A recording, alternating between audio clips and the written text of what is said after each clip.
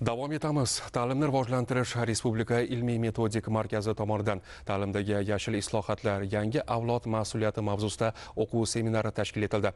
Navbatdagi lavhamiz shu haqda.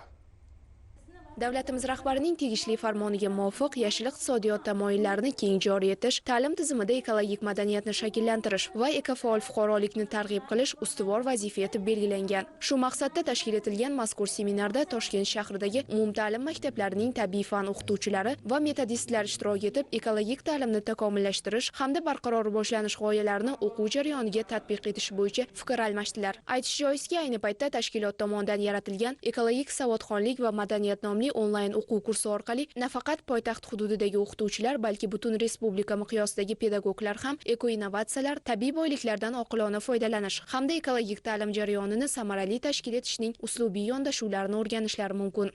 Bizning maqsadimiz shunday bo'ldi. Biz muammolarni faqatgina ko'rish emas, o'quvchilarimizda mana shu mavjud bo'lgan muammolarga yechim topish ko'nikmalarini shakllantirish, ixtirochilik. Ya'ni seminarimiz davomida biz bir sayohat uyushtirdikki, 2040-yilda atrof muhit qanday bo'ladi? Atrof muhitdagi muammolarga yechim topildi. Ta'lim bunga o'zini qanday hissasini qo'shdi? Pedagoglar o'z fanlari bo'yicha nima yechimlar taklif qilishdiki, bu muammolar bartaraf etildi degan sayohat uyushtirdik va bunga tegishlicha fikrlar oldik. Sinfda emas, tabiat qo'ynida dars o'tish, nazariy bilimlarni amaliy mashg'ulotlar bilan birgalikda olib borish albatta bu juda katta samara beradi. Hurmatli muhtaram prezidentimizni tashabbuslari bilan bu yil ayniqsa yashil iqtisodiyot yili e'lon qilingan va bu keyinchalik yangi O'zbekistonimizni barpo etishda, yangi O'zbekistonni rivojlantirishda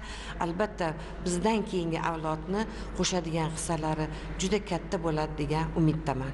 Kurs o'z navbatida o'qituvchilarda ekologik tafakkurni kuchaytirish, shuningdek barqaror rivojlanish tamoyillariga oid bilim va ko'nikmalarni mustahkamlashda muhim ahamiyat kasb etdi.